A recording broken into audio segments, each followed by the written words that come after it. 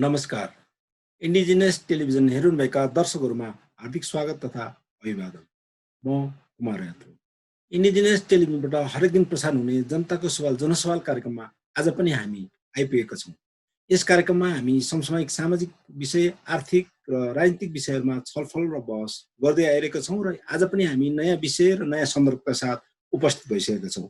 आज पनि हामी 2062-63 को जनआन्दोलनपछि देशको मूलधारको राजनीतिप्रति चाहिँ फरक मत र फरक दृष्टिकोण राख्दै आएको राष्ट्रिय प्रजातन्त्र पार्टीको विषयमा, राष्ट्रिय प्रजातन्त्र पार्टीको नीति, कार्यक्रम, कार्यदिशा र भविष्यको सन्दर्भमा त्यहाँ त्यसका नेता तथा कार्यकर्ताहरूसँग चाहिँ हामी छलफल गर्ने प्रयास गरेका छौँ। हामीसँग छलफलमा जोडिनु भएको छ, प्रविधि मार्फत जोडिनु भएको छ राष्ट्रिय प्रजातन्त्र पार्टीका केन्द्रीय सदस्य प्राध्यापक डाक्टर जयन्तनाथ खनाल। उहाँलाई म कार्यक्रममा हार्दिक स्वागत गर्न चाहन्छु। यसै गरी राष्ट्रिय प्रजातन्त्र पार्टी काठमाडौँ जिल्ला समितिका अध्यक्ष हुनुहुन्छ नवराज सिमखडा, उहाँलाई पनि म कार्यक्रममा हार्दिक स्वागत गर्न चाहन्छु। त्यसै गरिकन राष्ट्रिय प्रजातन्त्र पार्टीको स्थापना कालदेखि नै सक्रिय रहँदै आउनुभएका नेताहरू हुनुहुन्छ, उहाँ केन्द्रीय सदस्य पनि हुनुहुन्छ गोपाल दाहाल र गोपी ढकाल। उहाँहरू दुवैजना विद्यार्थी कालदेखि नै विद्यार्थी सङ्गठनको पनि संस्थापक हुनुहुन्छ। उहाँहरू पनि अहिलेसम्म राष्ट्रिय प्रजातन्त्र पार्टीमा नै हुनुहुन्छ। उहाँलाई पनि म कार्यक्रममा हार्दिक स्वागत गर्न चाहन्छु। र म कार्यक्रमको सुरुमा चाहिँ विषय प्रवेशको रूपमा केही शब्दहरू राख्न चाहन्छु। खास गरी प्रश्न राख्नुभन्दा अगाडि मेरो आफ्नो केही धारणाहरू राख्न चाहन्छु। राष्ट्रिय प्रजातन्त्र पार्टी कुनै बेला चाहिँ हामी सबैलाई थाहा छ नेपाली राजनीतिको मियो दल थियो, केन्द्रीय दल थियो। तर जब जब यो पार्टी निर्णायक मोडतिर आयो, अर्थात् एउटा चाहिँ निर्णय दिने ठाउँमा आइपुग्छ, तब गुट र फुटको चाहिँ एउटा बन्दी बनेर गयो। यो हामीलाई सबै थाहा भएको कुरा हो। 2047 सालमा राष्ट्रियता, प्रजातन्त्र र उदारवादको नारा लिएर जन्मेको यो पार्टी 30 वर्षको इतिहास छ यो पार्टीसँग। तर यो 30 वर्षको बिचमा चाहिँ दर्जनौं पटक फुटेको छ र दर्जनौं पटक जुटेको छ। हाम्रो राष्ट्रिय प्रजातन्त्र पार्टीको इतिहास यही हो भनेर पनि भन्न सकिने हुन्छ। र पछिल्लो पटक अब 3टा पार्टीहरू चाहिँ अहिले एक भएका छन्, एकीकरण भएका छन्। खास गरिकन कमल थापा नेतृत्वको राष्ट्रिय प्रजातन्त्र पार्टी, त्यसै गरिकन पशुपति शमशेर जङ्गबहादुर राणा को अर्को पार्टी, र त्यसपछि डाक्टर प्रकाश नरवणे नेतृत्वको पार्टी, 3टा राष्ट्रिय प्रजातन्त्र पार्टीको एकता भएर चाहिँ नयाँ राष्ट्रिय प्रजातन्त्र पार्टीको रूपमा जन्म भएको छ। तर यसरी पार्टी मिले तापनि विभिन्न बाहना र विभिन्न विषयमा आपसी खिचातानी कायम नै रहेको हामी बुझ्न सक्छौँ। पार्टीको दर्शन, वैचारिक पाटो र कार्यक्रमहरूमा 3टै पक्षबीच कुनै एकरूपता देखिन्न। कार्यकर्ताहरू बिचमा चाहिँ एकदम निराशा र छटपटी भएको हामी देख्न सक्छौँ। र यस पार्टीभित्रका आधिकारिक नीतिहरू के हुन्, नीतिहरू चाहिँ छ कि छैन भन्ने सन्दर्भ पनि एउटा अर्को प्रश्न हुन सक्छ। यसमा एक त के नीति निर्माण भएको छैन यो पार्टीमा, नीति बिना नै व्यक्तिगत रूपमा व्यक्तिवादी रूपमा यो पार्टी चलेको छ भन्ने एउटा भन्न सकिन्छ भने, अर्कोतिर चाहिँ यसरी नीति भए पनि त्यसको कार्यान्वयन चाहिँ एउटा मौखिक रूपमा, एउटा चाहिँ आदेशको रूपमा चाहिँ यो पार्टी चलेको भन्न पनि सकिने स्थिति छ। देशैभरि कोरोनाको कहर छ यतिखेर र हामी संविधान दिवस पनि मनाइरहेका छौँ। तर त्यसका बीचमा राष्ट्रिय प्रजातन्त्र पार्टीको यो प्रसङ्ग पनि किन सान्दर्भिक छ भने यो संविधानप्रति यो राष्ट्रिय प्रजातन्त्र पार्टी चाहिँ आलोचक रूपमा, यसको चाहिँ विपक्षको रूपमा रहेको छ। यिनै सन्दर्भमा आजको जनसवाल कार्यक्रममा हामी बहस गर्नेछौँ। सबैभन्दा पहिला म राष्ट्रिय प्रजातन्त्र पार्टीका युवा नेता गोपी ढकालबाट कार्यक्रम सुरु गर्न चाहन्छु। राप्रपा अहिले पनि एकदम जिम्लाएको अवस्थामा छ। तपाईँ राष्ट्रिय प्रजातन्त्र पार्टीको गतिविधिप्रति कतिको सन्तुष्ट हुनुहुन्छ? गोपीजी प्लिज। राष्ट्रिय प्रजातन्त्र पार्टी अहिले तपाईँको आएको छ, मरेको चाहिँ होइन। तर यसो हुनुपर्ने कारण 2050-51 सालमा राष्ट्रिय प्रजातन्त्र पार्टी जुन गतिले थियो, जुन रूपमा राष्ट्रिय प्रजातन्त्र पार्टी आएको, त्यो भित्र अन्तरसङ्घर्ष थियो। सूर्यवादसँग रिसाए भनेदेखि तिनीहरू लोकभाषण कहाँ पुग्थे, केन्द्रसँग रिसाए भने तिनीहरू तपाईँको राजेश्वर देवकोटा कहाँ पुग्थे, राजेश्वर देवकोटा मन नपरे डाक्टर लोहनीकोमा, डाक्टर लोहनी मन नपरे पशुपति शमशेर, र पशुपति शमशेर मन नपरे रविन्द्रनाथ शर्मा, रवि शर्मासँग पनि अट्न नसक्ने लाउतीको घरमा जाँदा तिनीहरू राप्रपा पनि उनीहरू बस्न सक्थे, किनकि अन्तरसङ्घर्ष, विचारको अन्तरसङ्घर्ष भन्दा पनि कार्यक्रमको बिचमा अन्तरसङ्घर्षले नै पार्टीलाई एउटा जीवन्तको थियो। तर पछि आएर राष्ट्रिय प्रजातन्त्रभित्र अन्तर सङ्घर्ष भन्ने चिज मर्यो। अन्तर सङ्घर्ष होइन, तपाईँको पार्टीलाई एउटा विचारको मन्दिर बनाउनु छ, पार्टीलाई एउटा व्यक्तिको भजन मण्डलीको रूपमा पार्टीलाई रूपान्तरण गरेपछि त्यहाँ चाहिँ पार्टीलाई जो कार्यकर्ताहरू, पार्टी भनेको एउटा मन्दिर हो र त्यो पार्टीभित्र बस्ने, पार्टीभित्रको मूर्ति एउटा विचार हो भनेर उन पार्टीका कार्यकर्ताहरू त्यहाँ आबद्ध र गोलबन्द हुन्थे। पछि पार्टीभित्र भट्टलाई, पार्टीभित्र तपाईँको उसलाई के भन्छ मठिसलाई, पार्टीभित्र तपाईँको उहरूलाई चाहिँ तपाईँको म नि हो विचार, म हो राष्ट्र, म हो तपाईँको राष्ट्रियता, म नि हो एजेन्डा र म नि हो मुद्दा, मलाई पूजा गर्नु भित्रको मुद्दा होइन भन्ने मायाले जब तपाईँको कुम्बी मौलाउन थाल्यो पछि पार्टी अलिक कमजोर बन्देको। अहिले पनि यही स्थिति यही छ गोपीजी? अहिलेको स्थिति के छ नि? अहिलेको स्थिति अहिले झन् भयो भन्यो। मन्दिरभित्रको मन्दिर हामी मूर्तिलाई पूजा गर्छौँ, त्यो मूर्ति भनेको हामी विचार, मुद्दा र एजेन्डा हो, तर मूर्तिलाई होइन पण्डालाई पूजा गर्छ भन्ने मान्यताले कुम्बी जस्तो जरा हालेपछि त्यहाँभित्र अन्तर भएन। अन्तर्द्वन्द नभएपछि पार्टी जीवन धारणलाई पार्टीभित्र अन्तर्द्वन्द हुनुपर्छ। नो यस बिच संसारको दुनियाँमा बस हुन्छ, तर पार्टीभित्र नो भन्न पाइँदैन। यस मेरे यस भनिसकेपछि यस भनेको चाहिँ त्यो हजुर त्यो अन्तिम सत्य मृत्यु मात्रै हो। मृत्युको मलामीमा पार्ने काम भएपछि पार्टीभित्र अन्तर सङ्घर्ष मर्यो। अन्तर सङ्घर्षपछि एउटा जुन त पार्टी तानाशाह घोडाको तबेला जस्तो अवस्थामा पुगेपछि अनि पार्टी अहिले कमजोर बनेको। पार्टीभित्र अन्तर सङ्घर्ष हुनुपर्छ, वैचारिक अन्तर सङ्घर्ष हुन्छ, उमेरको अन्तर हुन्छ, हटाको सङ्घर्ष छ, तर त्यो सङ्घर्षलाई जीवन्त राख्न सक्ने पार्टीको उज्जवल छ। किनकि संसारको ठुलो मूल्य त सम्वर्धनको मान्यता राष्ट्रिय प्रजातन्त्र पार्टीले बोले त्यो सम्वर्धनवादले चाहिँ माथि उठाउन सक्छ भन्ने मेरो मान्यता। हस्, धन्यवाद छ तपाईँको छोटोमा सटिक तपाईँको विश्लेषण। म अहिले गोपाल दाहाल कहाँ जान चाहन्छु। गोपाल दाहाल अब राप्रपा स्थापना कालदेखि नै विद्यार्थी सङ्गठनदेखि नै गोपीजी पनि हुनुहुन्थ्यो, विद्यार्थी सङ्गठनदेखि नै संलग्न हुनुहुन्छ। अहिले राष्ट्रिय प्रजातन्त्र पार्टीको स्थितिको जुन चित्रण हाम्रो गोपीजीले गर्नुभयो, स्थिति त्यस्तो हो गोपाल दाहालजी? स्थिति चाहिँ नि तपाईँको अब केही रूपमा गोपीजीले भने जस्तो पनि हो। यो देशमा एउटा चाहिँ नि तपाईँको प्रजातान्त्रिक राष्ट्रवादी एउटा वैकल्पिक शक्तिको आवश्यकता महसुस गरेर 2047 सालमा जुन रूपले चाहिँ नि तपाईँको दुईटा पार्टीको रूपमा पनि चाहिँ तपाईँको जन्मिए। तर मलाई लाग्छ यो देशका जनताले, यो देशको एउटा राष्ट्रवादी शक्तिले र हामी जस्ता मान्छेहरूले जसले यो देशको लागि जिन्दगी, रगत, पसिना र यो चाहिँ पार्टीको लागि चाहिँ अर्पण गर्ने एउटा प्रतिबद्धताका साथ अगाडि बढ्ने चाहिँ राख्यौँ। तर समय समयमा यो वैकल्पिक शक्ति निर्माण गर्ने क्रममा आएका अवरोहहरूले जुन किसिमको तपाईँको समयका विखण्डन, सत्ताको नाममा विचारलाई तिलाञ्जली दिने प्रयास जुन चाहिँ नि अग्र नेतृत्वहरूले गर्ने, त्यसलाई अब तुरुन्त सुधार गर्नुपर्छ। आज पनि यो देशमा एउटा राष्ट्रवादी वैकल्पिक शक्तिको जुन वैकल्पिक शक्तिको रूपमा हामीले प्रस्तुत हुन सक्यौँ।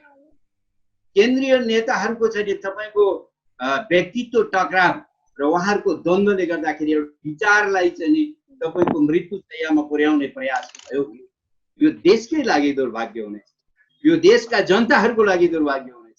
त्यसकारण हामी बारम्बार नेताहरूलाई भनिराखेका छौँ, विचारलाई तिलाञ्जली दिएर आफ्नो नेतृत्व र आफ्नो व्यक्तित्वको टकरावको रूपमा नलिनु। दुनियाँ नेपाली जनताहरूले आशा गरेका छन् आज साम्यवादको धरातलमा उभिएको शक्ति र एउटा 50औं वर्ष प्रजातन्त्रको युद्धमा लडेको शक्तिले यो देशका जनताहरूलाई, यो देशको राष्ट्रियतालाई, यो देशको अर्थतन्त्रलाई, यो देशका जनताहरूको आत्मनिर्भर हुने चाहिँ तपाईँको एउटा स्वाभिमानी चाहिँ तपाईँको विचारलाई चाहिँ स्थापित गर्न सकेको अवस्था छैन। यो अवस्थामा यो पार्टी नै मात्र एउटा वैकल्पिक शक्ति हुन सक्थ्यो। यो विचार मात्र एउटा चाहिँ वैकल्पिक विचारको रूपमा स्थापित हुन सक्थ्यो। तर आज पनि हामी नेताहरूलाई भन्छौँ, यहाँ सबै साथीहरू, हामी एउटा चाहिँ विद्यार्थी जीवनदेखि सङ्गठन विस्तार हुनुपर्छ र यो विचारलाई चाहिँ तपाईँको राष्ट्रिय अन्तर्राष्ट्रिय रूपमा स्थापित गर्नुपर्छ भन्ने जुन तपाईँको आत्मविश्वास बोकेर आएका छौँ र जनताहरू पनि जुन त्यो आत्मविश्वास बोकेर पटक पटक यो पार्टीलाई सत्तामा चाहिँ स्थापित गर्ने प्रयास जनताहरूले, त्यो हाम्रो कारणले, हाम्रा अग्रजहरूको कारणले जुन चाहिँ समय समय दुर्घटना निम्त्याउने र यो पार्टीलाई चाहिँ नि र यो विचारलाई चाहिँ तपाईँको आघात गर्ने काम गरिएको छ। यसबाट सिङ्गो जनता, सिङ्गो देश र हामी जस्तो चाहिँ नि तपाईँको दोस्रो तेस्रो पुस्ताका युवा पुस्ताहरू, हाम्रो पुस्ता पनि चाहिँ तपाईँको वास्तवमा आज विचलित छ। हामी चिन्तित छौँ।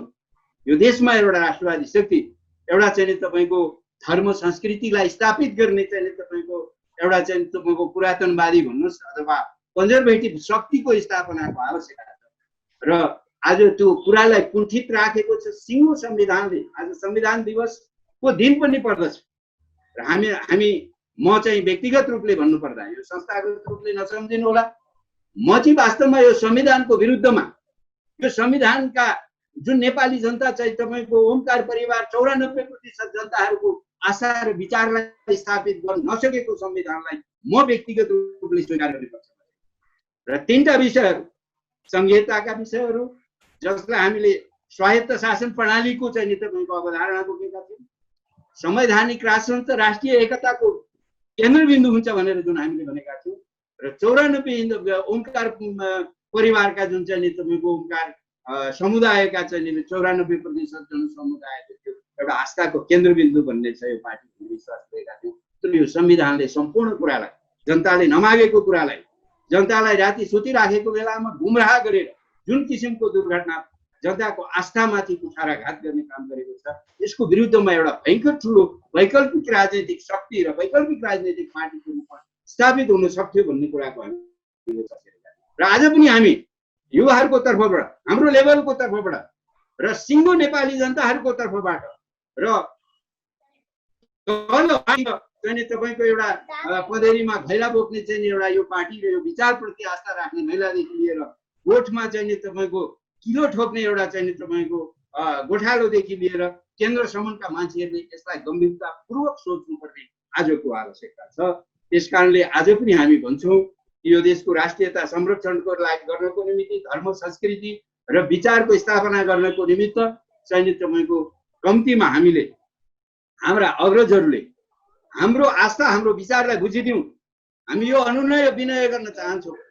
आज तलका कार्यकर्ताहरू पार्टीको के अवस्था पो हुने हो यदि चाहिँ नि अब पनि एकीकरण भएर अब पनि एउटा चाहिँ नि एकताबद्ध तरिकाले जनताको बिचमा एउटा सुसङ्गठित चाहिँ तपाईँको संगठन निर्माण गर्न सकिएन भने नेताहरू त कहिले मर्लान् कहिले बाँच्लान्, यो चाहिँ नि तपाईँको प्रकृतिको नियम हो। कोही मान्छे जन्मिने बित्तिकै अजम्बरी भएर चाहिँ तपाईँको अष्टचिरञ्जीवीको रूपमा जन्मेको छैन। तर यो विचार मर्न नदिने र यो विचारलाई स्थापित गर्ने दोस्रो पुस्ता, तेस्रो पुस्ता, चौथो पुस्ता एउटा विद्यालयमा पढ्ने विद्यार्थी समेत चाहिँ भएको अवस्थामा कम्तीमा नेताहरूले सोचिदिउँ, अग्रजहरूले सोचिदिउँ यो विचारलाई कसरी स्थापित गर्न सकिन्छ र हाम्रो भावना, हाम्रो विचारलाई कसरी स्थापित गर्न सकिन्छ। हाम्रो विचार, जनताको विचार र यो विचारप्रति आस्था राख्ने तमाम चाहिँ देश विदेशमा रहेका चाहिँ नगरौँ। अब मेरो चाहिँ कामना यही हो र म अहिले पनि हामी तयार छौँ काम गर्नलाई। हामी अब पनि अझै पनि 5-10 वर्षको जीवन होला, हामी काम गर्नलाई तयार छौँ। नेताहरूले पनि त सोच्नु पर्यो दोस्रा पुस्ताको हातमा नेतृत्व जाने कि नजाने। दोस्रा पुस्ताले यो देशको यो चाहिँ पार्टीको नेतृत्व गर्नु पाउने कि नपाउने, त्यो विचार स्थापना आफ्नो व्यक्तित्व विकास गर्न पाउने कि नपाउने, त्यो कुरालाई गम्भीरतापूर्वक सोच्नुपर्ने अवस्था भने छ। गोपालजी, म यहाँ तपाईँलाई रोकेँ, म अर्को चरणमा पनि आउने नै छु। अब हामी धेरै विषयमा छलफल गरेछौँ। म अहिले नवराज सिमखोडा हुनुहुन्छ, काठमाडौँ जिल्लाको अध्यक्ष हुनुहुन्छ, पार्टी अध्यक्ष हुनुहुन्छ।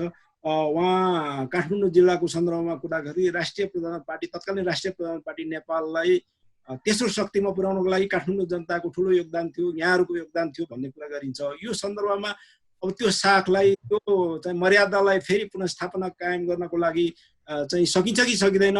अहिले दुईजना वक्ता साथीहरूले, दुईजना सहभागीहरूले जुन कुराहरू उठाउनु भयो, यहाँको त्यसमा के दृष्टिकोण छ? नवराजी, नवराजीलाई म ल सबै मित्र, राष्ट्रिय प्रजातन्त्र पार्टीको काठमाडौँ जिल्ला अध्यक्षको हैसियतले भनौँ वा नवराज सिमखोडाको हैसियतले यसलाई आंशिक रूपमा म चाहिँ मान्दछु।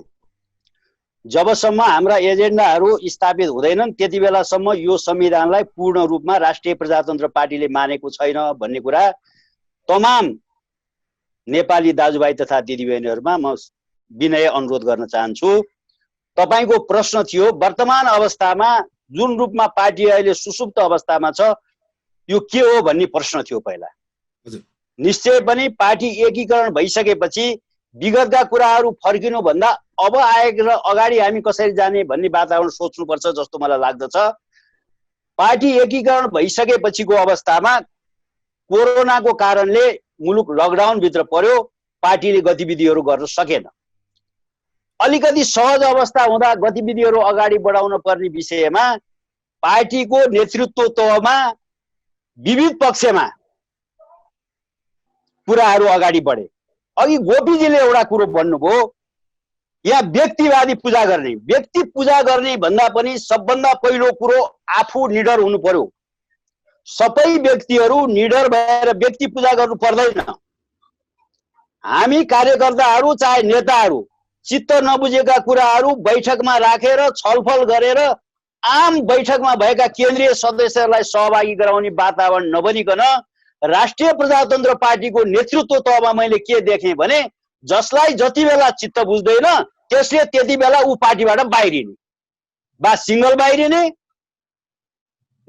सकिन्छ भने पार्टी टुक्राएर बाहिरिने। यो प्रवृत्ति जबसम्म राजनीतिक कार्यकर्ताको प्रवृत्ति हुँदैन त्यति बेलासम्म पार्टी एक हुँदैन, पार्टी बलियो हुँदैन भन्ने मलाई लाग्छ। मैले धेरै उदाहरणहरू हेरेको छु।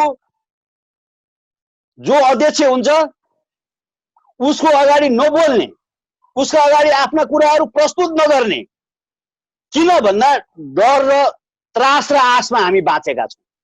जबसम्म मानिसलाई त्रास र आश लाग्दछ त्यति बेलासम्म उसले आफ्ना कुरा भन्न सक्दैन। केही भनियो त्रास हुन्छ निकाल्ने लागि भन्ने डर, केही नभनेर चाकडी गरे केही पाइएला कि भन्ने आश र त्रासबाट मुक्त भएर गर्ने हो भने कोही पनि निर्विकल्प होइन। साथीहरूलाई म विनम्रतापूर्वक आग्रह गर्न चाहन्छु, बैठकमा आफ्ना कुराहरू स्पष्ट रूपमा राखौँ। अहिले पार्टी सुसुप्त अवस्थामा रहेको निश्चय पनि हो, हामीलाई चिन्ता छ। अहिले मुलुक यो सङ्कटमा छ। सरकारमा बसेका दलहरूले संविधानमाथि थिचोमिचो गरिरहेका छन्, कानुनमाथि थिचोमिचो गरिरहेका छन्, जनतामाथि थिचोमिचो गरिरहेका छन्, अथाह रूपमा भ्रष्टाचार बढेको छ।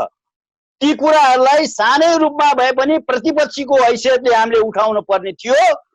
ती कुराहरू हामीले उजागर गर्न सकेनौँ।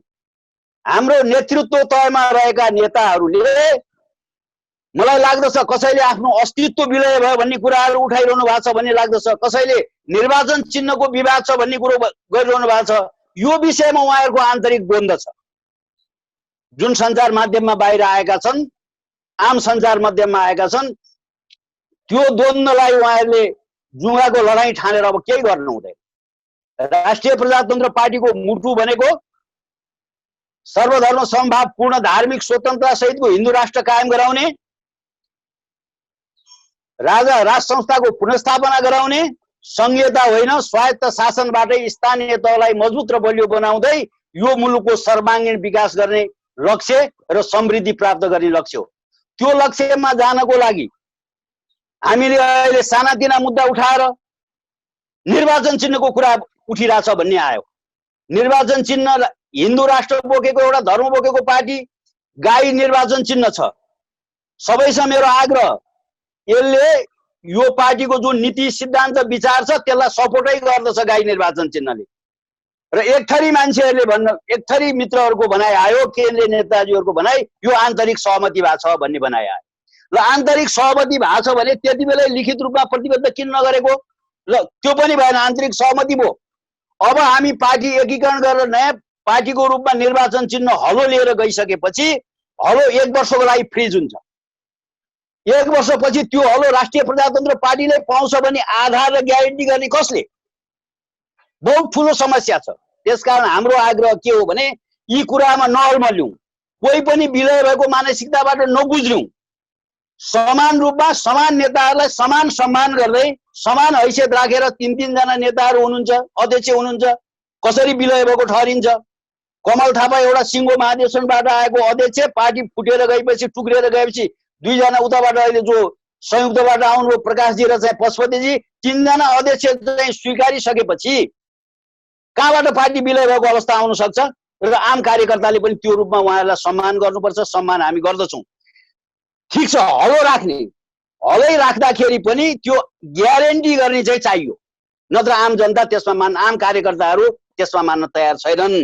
हामीले यदि गाई निर्वाचन चिन्ह छोड्यौं भने मैले स्ट्याटस पनि लेख्ने गरेको छु, अधिकांश हिन्दू धर्मावलम्बीहरूको हामी माथि आस्था घट्छ। हाम्रो पार्टीको मुटु भनेको नीति सिद्धान्त विचार त्यही हो, व्यक्ति महत्त्वपूर्ण कुरा होइन। भोलि व्यक्ति कोही पनि अध्यक्ष हुन सक्छ, सबैले आफ्नो ठाउँमा कार्यकर्तालाई रिजाउन सक्यो भने जान सक्छ। भोलि गोपीजी अध्यक्ष बन्न सक्नुहुन्छ, कार्यकर्तालाई रिजाउन सक्नुभयो भने, कार्यकर्ताको मनोभावना लिन सक्नु भने। तर नीति सिद्धान्त विचारमाथि विचलन आयो, नीति सिद्धान्त विचारमाथि जनताले अविश्वास गर्ने अवस्था आयो भने हामी त्यो ठाउँमा जान सक्दैनौँ। अब तपाईँको प्रश्न थियो काठमाडौँमा त्यो अवस्था फर्काउन सकिन्छ, सकिन्छ, तर हामी इमानदार हुनु पर्यो, नेतृत्व तह पनि इमानदार हुनु पर्यो। अघि पल्लो लुप्ताको कुरा गर्नुभयो हाम्रो गोपीजीले, कति बेलादेखि हामी घाटामा गयौँ भन्ने पनि हिसाब गर्नुपर्छ हामीले।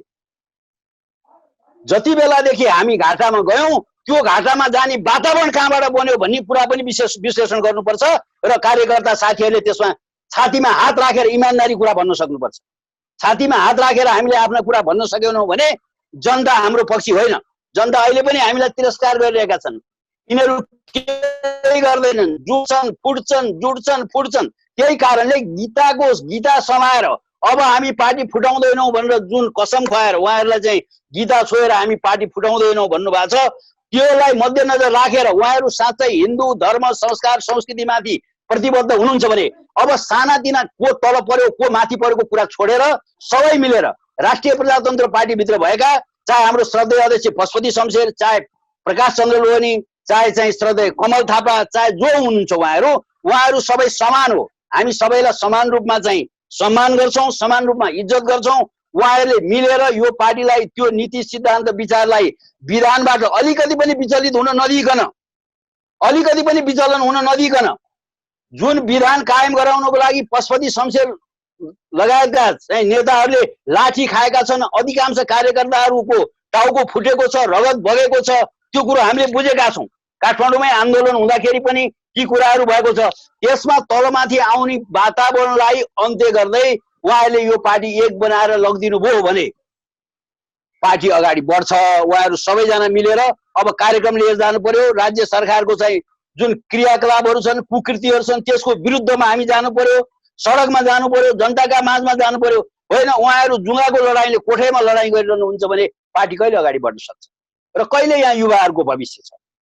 के युवाहरूको चिन्ता छैन नेतृत्व तहलाई? अघि गोपाल सरले भन्नुभयो दोस्रो तेस्रो पुस्ताको कार्यकर्ताहरू 30औं वर्षदेखि यो पार्टीमा लागेर आएका छन्। के उहाँहरूको चिन्ता छैन? उहाँहरूले मात्रै पद प्राप्त गर्नुपर्ने, उहाँहरूले मात्रै चुनाव जित्ने खालको वातावरण बनाउनु पर्ने वा उहाँहरू मात्रै चाहिँ 5 जना बसेर निर्णय गर्ने कार्यकर्ताको वास्ता गर्नु पर्दैन? तमाम कार्यकर्ताहरूको मध्यनजर राखेर उहाँहरूले को तल को माथि नभनिकन अहिले पार्टीलाई एक बनाएर लाने वातावरण बनाउनु पर्छ। गाई निर्वाचन चिन्ह राखियो भने राप्रपा संयुक्तको झन्डा हेर्नुहोस्, हिजो हामीले स्थापना गरे हो गोपाल सर, तपाईँहरूलाई पनि थाहा छ, यी सबै हामी साथीहरूलाई थाहा छ। गाई हलोमा पनि हाम्रो त्यत्तिकै योगदान छ। पार्टीको झन्डा हिमाल पहाड तराईको प्रतिनिधित्व गर्ने र औद्योगिक चक्र भएको किसानको प्रतिनिधित्व भएको हलो, त्यसलाई झन्डा राख्यौँ भने पार्टीले कसैले पनि ह्युमिलेसन फिल गर्नु पर्दैन। सबैले आफ्नो अस्तित्व हुन्छ। अहिले राप्रपा त 2047 सालको अवस्थामा फर्कियो नि त। एउटा निर्वाचन चिन्ह बाहेक 62-63 को आन्दोलनले जुन राप्रपा नेपाल भएर स्थापित गरेको कुरा के बाँकी छ? त्यो एउटा गाई बाँकी छ। त्यो भन्दा निर्वाचन चिन्हमा राप्रपा नेपाल थियो, राप्रपा भयो, हलो झन्डामा राखिदिइसकेपछि सबैले मिलेर सबैले आफ्नो कुरा स्वीकारेर जानुपर्छ। अहिलेको अलमल भनेको कुमारजीले सोध्नु भएको कुरा यही विषयहरूमा हो। यो विषयहरूमा नेतृत्व तहलाई मेरो विनम्र पूर्वक आग्रह गर्न चाहन्छु, एकमत भएर अगाडि आइदिनुहोस्। प्राध्यापक डाक्टर जयन्तनाथ खनाल हुनुहुन्छ हामीसँग। उहाँ राष्ट्रिय प्रधान लामो समयदेखि जोडिनु भएको छ र चाहिँ बौद्धिक क्षेत्रमा पनि पार्टीको लागि योगदान दिइरहनु भएको छ। तपाईलाई चाहिँ कस्तो लाग्छ नि डाक्टर खनाल, अहिले पार्टीको स्थिति हेर्दाखेरि? पार्टीमा एकदम स्थापना कालदेखि नै सक्रिय हुनुभएका साथीहरूबाट धेरै कुराहरू आइरहेको छ। जहाँसम्म अब यो पार्टीको यो अवस्था आउनको लागि होइन एउटा चाहिँ मुलुकै राजनीतिक परिस्थितिले गर्दा पनि होइन राप्रपाको यो नियति या राप्रपा यो अवस्थामा आइपुगेको हो। अब जहाँसम्म राप्रपालाई एकीकृत गराउँदाखेरि राप्रपाले पुरानो पहिचानहरू पुरानो अवस्थामा आफूलाई फेरि पुनर्यौवन प्राप्त गर्छ गर्दैन होइन। राप्रपाले मुलुकको जुन अहिलेको राजनीतिक अवस्था छ त्यसको विकल्पको रूपमा आफूलाई उभ्याउँछ उभ्याउँदैन भने मेन विषयवस्तु मलाई जहाँसम्म लाग्छ यहाँको त्यो इच्छा होला। तर अहिलेको राजनैतिक जुन भूधरातलीय अवस्थाहरू देखिएको छ या पटक पटक नेपाली काङ्ग्रेस या नेपाल कम्युनिस्ट पार्टी विगतमा एमाले माओवादीहरू जुन पटक पटक उनीहरू सत्तामा पुगिसकेका छन् र जुन आश्वासन जुन अपेक्षा या जुन प्रतिबद्धता देखाएर ती पार्टीहरू सत्तामा पुगेका थिए त्यसको केही अंश पनि पुरा भएको छैन र जनता यो अवस्थाहरूबाट यो नेतृत्व पङ्क्तिहरूबाट जनता चाहिँ पुरै विमुख छन् र जनताहरूले चाहिँ एउटा विकल्पहरू खोजिराखेका छन् होइन। यो चाहिँ एउटा यथार्थको रूपमा राजनैतिक यथार्थको रूपमा चाहिँ स्थापित भइसकेको छ। अब मुख्य कुरो अब त्यो विकल्पहरू कतै अब अहिले कम्युनिस्टको असन्तुष्टिले फेरि काङ्ग्रेस भोट हाल्ने काङ्ग्रेसको असन्तुष्टि कम्युनिस्टलाई भोट हाल्ने अवस्था त आउँदैन भन्ने चाहिँ एउटा आम जनताको चाहिँ एउटा आशंकाहरू पनि छ। त्यस्तो अवस्थालाई थिच्नको लागि चाहिँ राप्रपाले केही गृह कार्यहरू गर्नुपर्ने हुन्छ। राप्रपाले आफूलाई एकीकृत छु भन्ने चाहिँ जनता समक्ष प्रस्तुत गर्नुपर्ने हुन्छ। राप्रपाले अब जुन विगतमा जुन आरोप प्रत्यारोपहरू राप्रपालाई लागिरहेको थियो या राप्रपा नेपाललाई लागिरहेको थियो त्यसको चाहिँ समुचित जवाफहरू सक्ने अवस्थामा चाहिँ राप्रपाले पुर्याउनु पर्छ। र जहाँसम्म राप्रपाको नेतृत्वको कुरा छ अहिले जुन त्रयोदक्षको व्यवस्था लिएको छ सबै त्रयोदक्ष एकदम योग्य व्यक्तित्वहरू नै हुनुहुन्छ। उहाँहरू वास्तवमा यो देशको चाहिँ लाई नेतृत्व गर्न सक्ने नै व्यक्ति एउटैले पनि नेतृत्व गर्न सक्ने व्यक्ति हो भने यो चाहिँ तीन-तीनजना व्यक्तिहरू यदि उहाँले एकीकृत रूपमा यदि उहाँहरूले समन्वय गरेर यो पार्टीलाई अगाडि बढाउने हो र जनतालाई होइन हामी हाम्रा विगत त्रुटिहरूलाई हामी विगतका गल्तीहरूलाई हामी सुधारौँ भन्ने चाहिँ जनतालाई विश्वस्त तुल्याउन सक्ने हो र कार्यकर्तालाई त्यही अनुरूप चाहिँ परिचालन गर्न सक्ने हो। मलाई लाग्छ राप्रपा मुलुकको चाहिँ एउटा वैकल्पिक शक्तिको रूपमा किनभने यो अहिलेको चाहिँ कुनै एउटा यो पार्टीको असफलता मात्रै होइन यो वास्तवमा यो असफलता चाहिँ एउटा यो पद्धति असफलता हो र यो पद्धति धान्दैन भन्ने मुलुक एउटै मात्रै पार्टी हो त्यो चाहिँ राष्ट्रिय प्रजातन्त्र हो। र मलाई लाग्छ राप्रपाले त्यो हामीले चाहिँ एकअर्कामा विश्वास गरेर हामीले एकअर्कामा सहकार्य गर्यौँ भने चाहिँ हामी निश्चय पनि हामी एउटा मुलुकको राप्रपाले एउटा राष्ट्रवादी शक्ति रूपमा आफूलाई स्थापना गर्न सक्छ। जहाँसम्म राप्रपामा विभिन्न वैचारिक बहसहरू भएका छन् होइन। राप्रपा चाहिँ अब जुन सत्तामा राप्रपा चाहिँ गयो त्यसको चाहिँ गम्भीर आलोचना र राप्रपाको नेतृत्वले पनि आफूले चाहिँ विचारमा गएको कुरा चाहिँ हाम्रो चाहिँ गल्ती गम्भीर गल्ती हो भनेर आत्मालोचना गरिसकेको अवस्थाहरू पनि छ।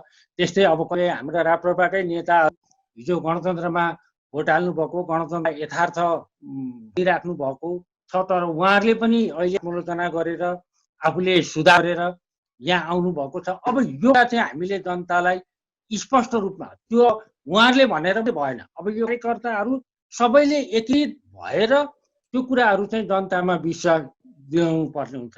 यदि हामीले चाहिँ अझै नै फुटकै खेती गर्ने हो अझै राष्ट्र संस्थाहरूप्रति शुभचिन्ता राख्ने हिन्दू राष्ट्रको स्थापनाको चाहिँ रुचि राख्नेहरूले एकअर्कालाई चाहिँ हामीले आलोचना गर्ने हो भने हामी त्यो लक्ष्यमा प्राप्त गर्न सक्छौँ जहाँसम्म लाग्छ।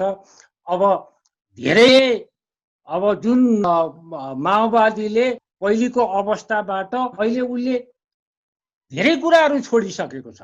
नेकपाले अब यिनीहरू संविधानमा समाजवाद उन्मुख लेखे हामी कम्युनिस्ट भने पनि उनीहरूले धेरै कुराहरू चाहिँ छोडिसकेका छन्। तर त्यो कुरा उनीहरूको कार्यताहरू मार्फत चाहिँ जनतासम्म सकारात्मक रूपमा चाहिँ पुर्याइएको। तर हाम्रो चाहिँ के भइरहेको छ भनेदेखि हाम्रो आफ्नैहरूबाट होइन एकअर्काको चाहिँ बढी आलोचना गर्ने, विगत तहमा गएर आलोचना गर्ने जुन प्रवृत्तिहरू त्यो वास्तवमा एउटा पार्टीको अनुशासनहरू हुन्छ। त्यो अनुशासनभित्र हेर हामी कार्यकर्ताले पनि नेतृत्वले पनि जिम्मेवार बोध, नेतृत्वले सबै कार्यकर्तासँग चाहिँ समान व्यवहार गर्ने, कार्यकर्ताले पनि सबै नेतृत्वहरूलाई उत्तिकै सम्मान गर्ने र सबैभन्दा मुख्य कुरो चाहिँ यो देशमा राजासहितको प्रजातन्त्र स्थापना गर्नुपर्छ र हिन्दू राज्य स्थापना गर्नुपर्छ र त्यो चाहिँ सबैले त्याग नगरिकन चाहिँ स्थापना हुँदैन र सङ्घर्ष नगरिकन हुँदैन भन्ने मेरो चाहिँ एउटा निष्कर्ष छ। हस्, धेरै धेरै धन्यवाद छ। म अब हाम्रो गोपी ढकालजीलाई समय दिन चाहन्छु।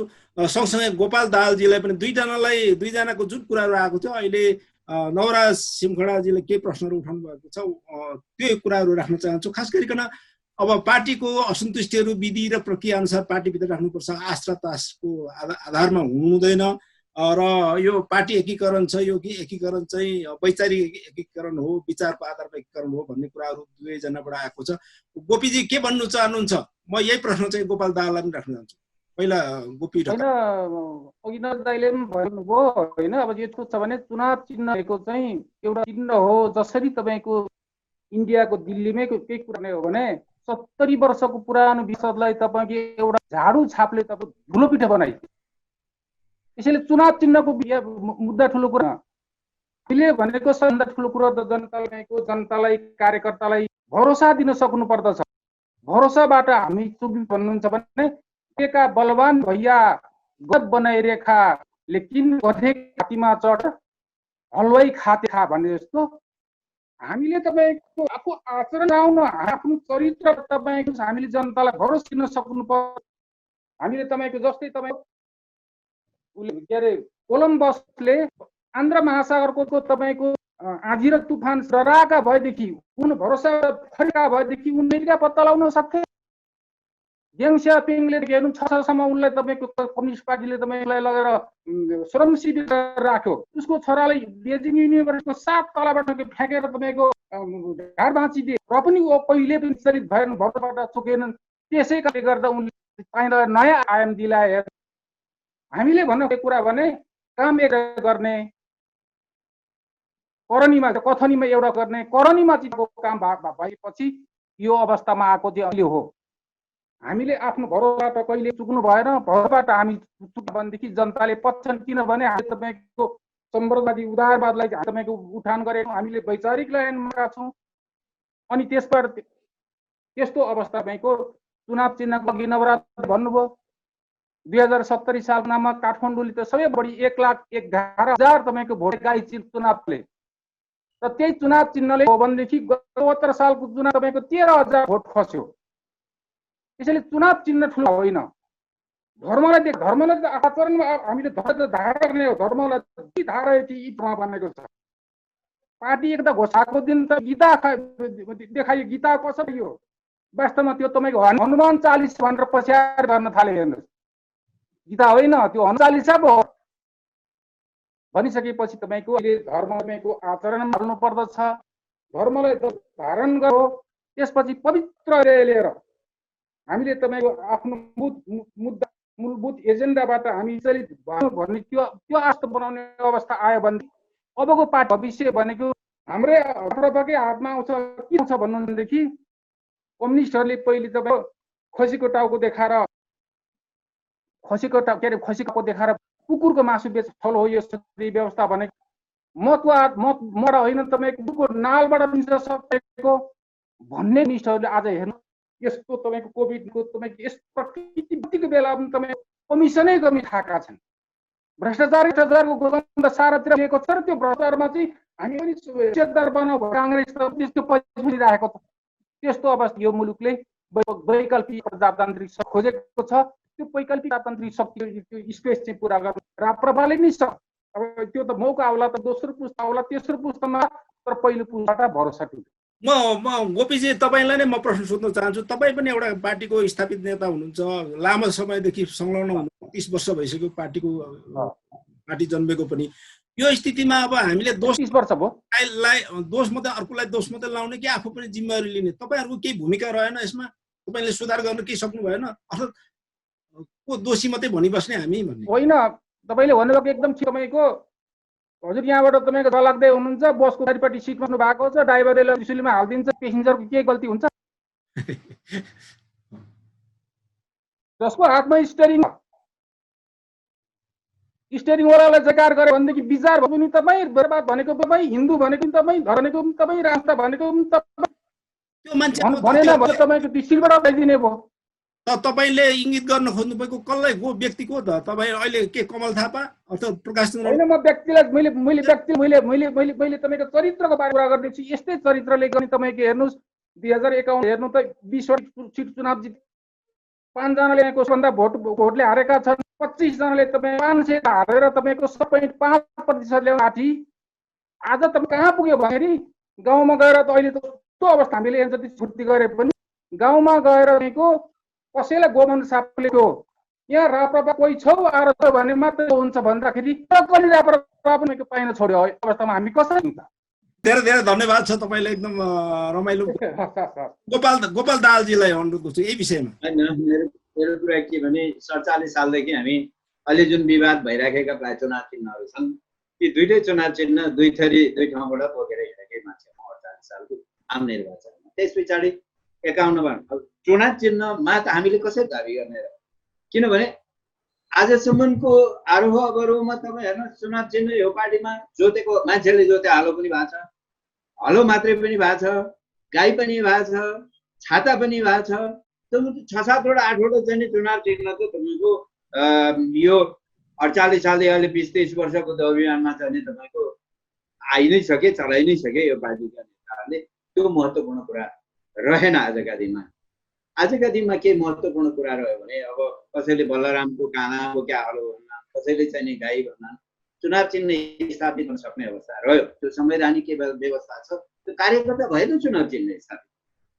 चुनाव चिन्हको चाहिँ कारणले गर्दाखेरि आज चाहिँ तपाईँलाई कार्यकर्तै मलाई चुनाव चिन्ह चाहियो, कार्यकर्ता भाँडमा जाओस् भनिराख्ने हो भनेदेखि त आफ्नो ठाउँमा छ। त्यसलाई चाहिँ नि तपाईँ कसरी चाहिँ नि तपाईँको जनसमक्ष गएर काउन्सिलिङ गर्ने, त्यो एउटा चाहिँ नि तपाईँको छ। रह्यो कुरा आजको अवस्थामा यो पार्टीलाई पुर्याउने कुरामा तहगत रूपले नेपाली जनताको माझमा गएर क्षमा याचना गर्नुपर्छ, क्षमा माग्नुपर्छ। सधैँ सत्ताको आडमा, सत्यको आडमा कार्यकर्ताको मुटुमा चाहिँ नि तपाईँको लात हान्ने, छातीमा लात हान्ने, रगत पसिनामाथि चाहिँ नि होली खेल्ने। त्यही कारणले नेताहरूको कमजोरी छैन भन्ने कुरा होइन, तर हाम्रो पनि तह अनुसारको कमजोरी होला। किनभने हामीले लोकेन्द्र बहादुर बोक्नै पर्छ, सूर्यबहादुर बोक्नै पर्छ, पशुपति बोक्नै पर्छ, कमल थापा बोक्नै पर्छ, अथवा डाक्टर प्रकाश चन्द्र लोहनी बोक्नै पर्छ भन्ने खालको चाहिँ नि हामीले घमण्ड बोक्यौँ न भने, तपाईँहरू एक भएर हिँड्नुपर्छ भन्ने कुरालाई चाहिँ हामीले आत्मसात गरेर हिँड्नु सक्यौँ न भने, र हामी नै नेताहरूलाई गएर चाहिँ नि काँध दिन थाल्यौँ भने, हाम्रो काँधमा चढेर चाहिँ नि तपाईँको हामीलाई भर्याङ बनाएर भर्याङ फ्याँकिदिएर उहाँहरू चाहिँ तपाईँको के अरे आरामैस, सत्ताको आरामैस गर्न सक्नु। तर आजको परिस्थिति के छ? तपाईँको 2-3टा पार्टीले अमेरिकाको जस्तो, जर्मनको जस्तो इन्टरनेसनल प्र्याक्टिसहरू धेरै भइराखा जस्तो चाहिँ 3टा पार्टी राखौँ, अरूलाई सिद्ध्याइदिउँ भन्ने परिस्थिति आयो। र यो पार्टीले जुन किसिमको विचार र सिद्धान्त के हुन सक्दैन भन्ने कुराको कुनै ग्यारेन्टी छैन। तपाईँको 3टा पार्टी भोलि मिलेर प्रजातान्त्रिक पार्टी, तराईको एउटा चाहिँ नेतृत्व गर्ने पार्टी, एउटा साम्यवादी धारको पार्टी भनेर भोलि संविधानै संशोधन भयो भने हाम्रो अवस्था के हुन्छ? त्यो हुन सक्दैन भन्ने ग्यारेन्टी कसले गर्न सक्छ? आज बेला बेलामा चुनाव हारेको मान्छेहरूलाई प्रधानमन्त्री बनाउन सक्ने, राष्ट्रिय सभाको तपाईँलाई प्रधानमन्त्री बनाउन सक्ने तपाईँको प्रस्तावहरू आइराखेका छ सत्ताधारी पार्टीको चाहिँ तपाईँको पार्टी भने त्यो आउन सक्दैन भन्ने कुराको कुनै ग्यारेन्टी छ? त्यो अवस्थामा हाम्रो हैसियत के हुन्छ? नेताहरूले त्यो कुरालाई गम्भीरतापूर्वक सोच्ने कि नसोच्ने? र अर्को कुरा जुन चाहिँ नि तपाईँको अघि मैले भने यो संविधान हाम्रो दुर्भाग्य त के रह्यो भने एकातिर चाहिँ संविधानको दस्तावेज चलायौँ हामीले, अर्कातिर चाहिँ तपाईँको सत्ताको खेलबाडमा बढी चाहिँ तपाईँको आकर्षित भयौँ। त्यो नै हाम्रो सबभन्दा दुर्भाग्य हो, हाम्रो चाहिँ तल्लो जेनेरेसनको लागि। त्यस कारणले पनि हामीले जनतासँग माफी, यदि हामीले जनतासँग माफी माग्न सकेनौँ भने त्यो जनतालाई फेरि पनि हामीलाई फेरि पनि साथ दिएला दिँदैन, हाम्रो प्रतिबद्धताले मात्रै पनि पुग्दैन। त्यस कारणले म चाहिँ नि के भन्छु भने पार्टीहरूको अझै पनि नेताहरूलाई नि प्रेसर हो तपाईँको, हो यो पार्टी खोल्नुको उद्देश्य के, यो पार्टी चाहिँ नि तपाईँ खोल्नुको उद्देश्य के, मुठीभर चाहिँ नि तपाईँको मान्छेहरूलाई चाहिँ तल जनता र कार्यकर्ताको काममा चिनेर सत्तामा पुग्ने मात्रै उद्देश्य हो र, विचारको आस्थाको कुरा गर्ने, तर चाहिँ नि तपाईँको जहिले पनि सत्ताको आडमा चाहिँ विचार र आस्थालाई चाहिँ तिलाञ्जली दिएर चाहिँ तपाईँको कहिले व्यक्ति गरेर नेताहरूको स्वार्थको नाममा चाहिँ तपाईँको पार्टीलाई तोडफोड मोड गरेर चाहिँ नि तपाईँको जहिले पनि समाप्त गर्दैछन्। तेस्रो शक्ति तेस्रो विचारको आवश्यकता परिपूर्ति गर्ने चाहिँ तपाईँको उद्देश्य त चाहिँ केन्द्रीय नेताहरूको मनमा आत्मामा हुनु पर्यो, दृढतामा हुनु पर्यो। त्यो आत्मविश्वास चाहिँ हामी कार्यकर्ताहरूले बोकेर हिँड्नु पर्यो। हाम्रो नेताहरूप्रति विश्वास है, हामीलाई त्यो आस्थाप्रति विश्वास है, त्यो पटक पटक धोका आयो। देशको परिस्थितिले, यो देशको चाहिँ तपाईँको अवस्थाले, यो देशका राजनीतिक पार्टीहरूको चरित्र गर्दा तेस्रो चौथो जुन होस् एउटा वैकल्पिक शक्तिको आवश्यकता छ। त्यो विचार मरेको छ, राष्ट्रियता समाप्त भएको छ, यहाँको धर्मसार स्वीकृति समाप्त भएको छ। यो अवस्थामा त्यो विचार त्यो उद्देश्यलाई आज त म के भन्न चाहन्थेँ भने तपाईँको देशका तपाईँको विभिन्न किसिमका पीठाधीशहरू, देश विदेशका पीठाधीशहरू चाहिँ यो धर्मप्रति आस्था राख्ने मान्छेहरू सारालाई चाहिँ आजको अवस्थामा एकीकृत गरेर चाहिँ तपाईँको एउटा हुन्छ। गोपाल कुमारजी, अब तपाईँले जुन खालको प्रश्नहरू तपाईँले उठाउनु भएको छ, त्यो प्रश्नहरूको सन्दर्भमा यो बुमराङ जस्तो तपाईँतिर पनि आउन सक्छ। जस्तो पार्टीको महाधिवेशन पछि फेरि पार्टी फुटाउन सहयोग गर्ने मध्येमा तपाईँ पनि हुनुहुन्थ्यो, फेरि त्यसको मतलब होइन तपाईँ चाहिँ महाधिवेशन पछि पार्टी फुटाउन सहयोग गर्ने पट्टि म थिइनँ। मैले त पार्टी एक गराउनु पर्छ भन्नेपट्टि लागेको। पटक पटक केन्द्रीय नेताहरूकोमा पार्टी फुटाउने साथीहरूको मिटिङ गराएको छु। केन्द्रीय अध्यक्ष, निर्वाचित केन्द्रीय अध्यक्ष साथी हुनुहुन्छ, विद्रोह गरेर कोही बालुवाटार कोही चाहिँ तपाईँको माथि मन्निखाटार बसेका मान्छेहरूलाई ल्याएर चाहिँ तपाईँको मैले विशालनगरमा मिटिङ गराएको छु। यो हो कुरा। केही असहमतिहरू छन् भने फेरि पनि यो पार्टीलाई दुर्घटनामा नलैजानु तपाईँ। कसैलाई केही व्यक्तिगत रूपले लोभ लालच छ, मलाई केही छैन, मैले त्योसम्म भनेको मान्छे, मलाई केही छैन। म यो गर्न चाहन्न, सकिन्छ भने पार्टीलाई यो गर्न चाहन्न, म हात थाप्न चाहन्न, हात तल नपरोस् माथि परोस् भन्ने उद्देश्य बोकेको मान्छे। र त्यो समयमा मैले भने केन्द्रीय अध्यक्षलाई पनि भने केही चित्त बुझिया छैन साथीहरूलाई भनेदेखि यहाँ बोलाएर अब नाम नतोकौँ, विद्रोह गरेर केही ठाउँमा बसेका साथीहरूको विद्रोह गरेर बसेका घरमा गएर तपाईँहरू हिँड्नुहोस्, ल फलानु गएर कुरा गर्ने, त्यसपछि हामी गर्ने। केन्द्रीय अध्यक्ष साथी हुनुहुन्छ कि मैले विशालनगरमा ल्याएर केही साथीहरूलाई मैले भने मलाई त केही माग्नु छैन, तपाईँहरूलाई के माग्नु छ, के छ अध्यक्षज्यूसँग राख्नुहोस् र पार्टीलाई चाहिँ एउटा विभाजन गर्ने चाहिँ तपाईँहरू सङ्घर्षमा नगर्नु। त्यसपछि कोही हेटौडाको मिटिङ, कोही त्यसपछिको कुरा हो। मलाई धेरै दबाब थियो, दुवै पक्षबाट दबाब थियो, तर म जहाँ थिएँ त्यसमा चाहिँ नि तपाईँको म विखण्डन ल्याउन चाहन्छु। मलाई धेरै प्रेसर थियो, विभिन्न खालका प्रलोभनहरू थियो, त्यो सबै कुरालाई तिलाञ्जली दिएको। म आस्थाको मान्छे, कुनै व्यक्तिको मान्छे, म आस्थाको लडाइँ लड्न चाहन्छु, कुनै व्यक्तिको पुजारी भएर बाँच्न चाहन्छु र म कसैको दासत्व पनि स्वीकार्न सक्छु। मेरो विशेषताले फरक छ। तपाईँले भनेको कुरा ठिकै हो, त्यसलाई त्यतिखेर त्यो मलाई विभिन्न किसिमका आरोपहरू थिए। त्यतिखेर मेरो उत्तर थियो के अरे कि एउटा के अरे आस्थाको मान्छेलाई गरिबीको कारणले कसैले मेरो आस्था खरिद गर्न सक्दैन। म एउटा जहाँ बसे पनि म मेरो आस्थामा चाहिँ उभिएर बसेको मान्छे। म सब तपाईँको 18, 20, 21 वर्षदेखि जुन आस्थामा टेकेर हिँडेको छु त्यसमा विचलन आउन दिन्न।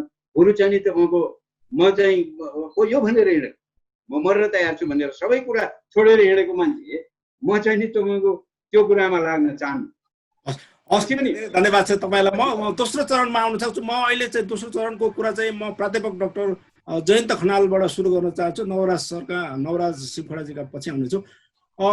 जयन्त सर, अब जुन हामी राष्ट्रिय प्रजातन्त्र पार्टीहरूको मान्छेहरूले भन्ने गरेको वैचारिक कुराहरू हामी चाहिँ विचारको आधारमा हामी लडिरहेको छौँ भन्ने कुराहरू गर्नुहुन्छ। विचार के हो त? संवैधानिक राजतन्त्र भन्ने एउटा शासकीय स्वरूपको एउटा प्रतीक हो। हिन्दू राष्ट्र त अहिलेको संविधानमा धेरै आइसक्यो भनेपछि त विचार अरू विषयमा के विचार छ यसमा? विचार भन्दा चाहिँ यो मुद्दाहरू होइन, र मुद्दा चाहिँ जुन जनताको बढी आवश्यकताहरू हुन्छ, जनता जुनबाट चाहिँ बढी आकर्षित हुन्छन्, त्यो नै एउटा चाहिँ विचारको रूपमा चाहिँ लिन्छ। र वास्तवमा राजासहितको प्रजातन्त्र भनेको यो हाम्रो यो देशको निर्माण नै एउटा के भन्दाखेरि एउटा राज संस्थाले गरेको। अरू देशहरूमा चाहिँ पहिले देश बने त्यसपछि राजा बनेका हुन्। यहाँ चाहिँ पहिले चाहिँ राजा भयो, राजाले यो देशको चाहिँ एकीकरण गरेको। त्यसकारण केही लेजिटिमेसीहरू चाहिँ त्यहाँ छ र एउटा राज संस्था जुन अहिले चाहिँ हाम्रो जुन शासकीय स्वरूप जुन राष्ट्रपति व्यवस्थाहरू छ त्यसबाट चाहिँ न्याय भएन। तपाईँले म एउटा सामान्य उदाहरण दिउँ, एउटा मातृका प्रसाद कोइराला त्यो चाहिँ ऐतिहासिक व्यक्तित्व हो। उहाँ बालिक मताधिकारको आधारमा पञ्चायतको चुनाव हुँदा 2 चोटि उहाँले चाहिँ पराजय भोग्नुभयो। त्यो बेला राजालाई इच्छा थियो भनिन्थ्यो है, हामीले सुनेको, उहाँलाई प्रधानमन्त्री बनाउने। तर जनताबाट तिरस्कृत भएको कारणले गर्दाखेरि चाहिँ उहाँलाई प्रधानमन्त्री भयो। चुनाव हारेकोलाई राजाले मनोनित गर्दैन थिए राजासँग। त्यो बेलाको संविधान, पञ्चायतको संविधानमा मनोनित या निर्वाचितहरूको एउटै हैसियत हुन्थ्यो। तर प्रधानमन्त्री बनाउँदा, मन्त्री बनाउँदा ती मनोनितहरूले चाहिँ कमै मौका पाउँथे, पराजितहरू चाहिँ मनोनित हुन पाउँथे। तर तपाईँ अहिले हेर्नु त, अहिलेको चाहिँ सम्बन्धमा के देखियो भन्दाखेरि सम्पूर्ण एउटा कोठारीले एउटा वर्ग, एउटा शासक वर्ग रहेछ, त्यही शासक वर्गको वरिपरि सत्ताहरू घुमिरहेको। त्यसकारण हामीले राज संस्था चाहिन्छ, त्यो एउटा चाहिँ विचार हो। र एउटा चाहिँ विभिन्न देशहरू चाहिँ थुप्रै देशहरू, कति बुद्धिस्ट देशहरू छन्, डाक्टर साहबलाई एउटा यो हजुर डाक्टर साहबलाई म राजतन्त्रको बारेमा, हामी राज संस्थाको बारेमा यहाँ डिबेट मैले गर्ने उद्देश्य होइन। तर पनि राजतन्त्र भनेको त एउटा हेड अफ द स्टेट न हो। त्यसपछि त त्यसको राजतन्त्र हाम्रो फेरि अनुभव भन्दा बाहिरको कुरा पनि होइन, हामीले त्यत्रो वर्ष भोगिसकेको कुरा हो। जीवनमा, जीविकामा के फरक पर्छ र राजतन्त्र हुँदैमा? अनि अरू वैचारिक कुराहरू, दैनिक जनताको दैनिक जनजीवनसँग सम्बन्धित कुराहरूमा चाहिँ मुद्दा नबनाउने, त्यो राजतन्त्र अनन्तकालको विषयलाई चाहिँ त्यो हुन्छ कि हुँदैन, त्यो विषयलाई मात्रै विषय बनाउनु के एउटा पार्टीको त्यस्तो हुन्छ र उद्देश्य होइन। हाम्रा अरू पनि मुद्दा छन् नि, बेरोजगारी सम्बन्धी मुद्दा, हाम्रा चाहिँ आर्थिक कार्यक्रमहरू हामीले चाहिँ अरूले चाहिँ त्यो देखावटी रूपमा समाजवाद उन्मुख भन्छन्, तर उनीहरू दलाल पुँजीपतिको यो क्रोनो क्यापिटलिजमको चाहिँ एक्सर्साइज गरिरहेका छन्। जबकि एउटा राप्रपा मात्रै हो जसले चाहिँ खुला बजार व्यवस्थाहरूको चाहिँ वकालत गर्छ। त्यो हामीसँग कार्यक्रमहरू राष्ट्रिय प्रजातन्त्र पार्टीसँग नभएको भन्ने होइन। अहिले कृषकहरूका लागि, उद्योग धन्दाहरूका लागि औद्योगिक नीति सम्बन्धी कार्यक्रमहरू नभएको होइन, तर सबै नीतिहरूको चाहिँ प्रमुख नीति चाहिँ राजनीति भएको कारणले एउटा वैचारिक रूपले डाक्टर साहब एकदम ठिक पोइन्टमा आउनु। राष्ट्रिय प्रजातन्त्र पार्टीले उदारवादको नीति अहिलेसम्म अगाडि रहेको छ र पहिलादेखि भनिआएको। यदि त्यसो हो भने नेपाली समाजको प्रतिबिम्बलाई पनि त सम्बोधन गर्ने गरी नीतिहरू बनाउनु पर्यो नि त। त्यस्तो नीति देख्नुहुन्छ? नेपाली समाजको जुन बनावट छ, बहुभाषिक छ, बहुजातीय छ, त्यस्तो खालको अहिलेको राष्ट्रिय प्रजातन्त्र पार्टीको नीतिले सम्बोधन गर्छ? मेरो प्रश्न हो। एउटा चाहिँ बहुजातीयलाई सबैभन्दा यो संविधानलाई चाहिँ एउटा राप्रपाले चाहिँ एउटै कुरामा, समावेशी कुरामा मात्रै समर्थन गरेको छ। एउटा चाहिँ र तपाईलाई म कुमारजी अब यो याद दिलाउँ, तपाईँ चाहिँ नेपाल कम्युनिस्ट पार्टीका नेतृत्वमा भएका अनुहारहरू हेर्नुहोस् या नेपाली काङ्ग्रेसका नेतृत्वमा भएका अनुहारहरू हेर्नुहोस् र तपाईँले राष्ट्रिय प्रजातन्त्र पार्टीको नेतृत्वमा भएका अनुहारहरू हेर्नु। त्यो भने तपाईँ जनजातिको र बढी समावेशी भएको अनुहारहरू चाहिँ राष्ट्रिय प्रजातन्त्र पार्टीमा पाउनुहुन्छ होइन। र राष्ट्रिय प्रजातन्त्र हाम्रो त भनौँ न, हामीहरूको त एउटै सांसद छ, त्यो पनि चाहिँ उसको जनजातिकोहरूबाट छ। हामीहरूको चाहिँ सबै प्रतिनिधित्व भएकै भनेको चाहिँ के हो भन्दाखेरि बढी आदिवासी जनजातिहरूबाट र एउटा समावेशी चरित्र चाहिँ राष्ट्रिय प्रजातन्त्र पार्टीले बोकेको छ। यति मात्रै हो कि हामीले जनतालाई राम्ररी बुझाउन सकेको छैन। त्यसकारण हाम्रो चाहिँ हजुर एकदम गहन ढङ्गले भनिदिनु भयो। यही विषयमा म नवराज सिमखडाका जान चाहन्छु। पार्टी अध्यक्ष हुनुहुन्छ। पार्टीको वैचारिक उद्देश्य चाहिँ भएको भए त पार्टीको यो खिचौलो त नहुने थियो नि त, हुने थिएन नि त कुनै। जब चाहिँ वैचारिक रूपमा चाहिँ विचारहरू दह्रो भयो भने त नेतृत्व त गौण हुन्छ। तर अब राष्ट्रिय प्रजातन्त्र पार्टीमा त अब यहाँ धेरैबाट आयो, व्यक्तिवादी केन्द्रित भयो, व्यक्ति केन्द्रित भयो भन्ने त्यस्तो विचार, एकता बनाउने विचार भनेको त्यो हामीले सुन्ने गरेको संवैधानिक राजतन्त्र र हिन्दू राष्ट्र, त्यति दुईटा मात्रै हो कि अरू पनि छ? राष्ट्रिय प्रजातन्त्र पार्टीको आधार स्तम्भ भनेको हिन्दू राष्ट्र, संवैधानिक राजतन्त्र र स्थानीय स्वायत्त शासनलाई सशक्त र मजबुत बनाउँदै मुलुकको सर्वाङ्गीण विकासमा अहम भूमिका निर्वाह गर्नु हो। यो त हामीसँग बेरोजगारी भयो। हो, संविधान संशोधन सुन्नुहोस्, संविधान संशोधन नभइकन बुझेँ मैले। कार्यक्रम दिनु पर्ला नि त। नभइकन हामीले दिँदाखेरि कृषिका आयोजनाहरू छन्, औद्योगिक क्षेत्रका आयोजनाहरू छन्। अहिले नै तपाईँलाई म भनौँ, हजुर, यो प्रधानमन्त्री स्वरोजगार कोष भन्ने छ नि एउटा, बेरोजगारीहरूको लागि दिने पैसा छ नि, त्यो रकमलाई परिचालन गरेको भए मुलुकभरको अहिले करिब 20 देखि 25% जमिन चाहिँ बाँझो छ। त्यो बाँझो जमिनबाट आय उत्पादन गर्न सकिन्थ्यो। त्यसले राष्ट्रिय उत्पादन वृद्धि हुन्थ्यो। जबसम्म सही ठाउँमा सही कुरा कार्यान्वयन हुँदैन त्यति बेलासम्म काम हुँदो रहन्छ, मुलुकको विकास हुँदो रहन्छ। मुलुकको विकास भएको तपाईँले अहिले जे देख्नु भएको छ, अहिले स्थानीय तहमा पैसा अलिअलि जान्छ र जनताले कर तिर्छन्, बल जफत कुखुरा पाले पनि, हाँस पाले पनि, भैँसी पाले पनि। त्यसबाट उठेको पैसाले बाटो जोत्दिने, पहाडलाई जमिनलाई चाहिँ पहिरो लगाउने विकासभन्दा बाहेक अरू ठोस रूपमा राष्ट्रिय आय उत्पादन गर्ने भएको छैन। राष्ट्रिय प्रजातन्त्र पार्टीसँग त्यो योजना छ। हामी केही वर्षभित्र यो मुलुकलाई खाद्यान्नमा आत्मनिर्भर बनाउन सक्छौँ। हामी केही वर्षभित्र यो मुलुकबाट विदेशमा मान्छे जाने होइन, विदेश भएका मान्छेलाई नेपालमा रोजगारीको अवसर दिन सक्छौँ। त्यो योजनाहरू छन् हामीसँग, तर अवसर चाहियो नि। र यो सँगसँगै अहिले गोपीजीको कुरोसँग मेरो एउटा के असहमति भयो भने, सत्तामा जाने सत्ता लोभी भयो भन्ने कुरा जुन उहाँले आरोप लगाउनु भयो, त्यसको परिस्थितिको विश्लेषण उहाँले गर्नु भएन। राप्रपा नेपाल र राप्रपा अलग अलग हुँदाखेरिको अवस्थामा सत्तामा को कसरी गयो र राप्रपा एकीकरण भएपछि को कसरी सत्तामा गयो, कसरी राप्रपाको साथ गिर्यो भन्ने विषयमा जबसम्म हामी छातीमा हात राखेर इमानदारीपूर्वक विश्लेषण गर्दैनौँ, अघि गोपालजीले भन्नुभयो, हामी कसैका पनि होइनौँ, पशुपति शमशेरका पनि होइनौँ, कमल थापाका पनि होइनौँ, प्रकाश चन्द्र लोहनीका पनि होइनौँ। राष्ट्रिय प्रजातन्त्र पार्टीका कार्यकर्ता हौँ। इमानदारीपूर्वक यो कुरा हुनुपर्छ भनेर हामी उठ्यौँ, उभियौँ। यो जमात भनेदेखि यहाँ नेतृत्व तहले केही गर्न सक्दैन। जबसम्म हामी, मैले बोल्दा कमल थापाजी रिसाउनुहुन्छ कि, बा गोपालजीले बोल्दा पशुपति शमशेर राणा रिसाउनुहुन्छ कि, बा गोपीजीले बोल्दा प्रकाश चन्द्रजी रिसाउनुहुन्छ कि भनेर हामीले मनमा सङ्कुचन राख्यौँ भने त्यो कुरा आउँछ।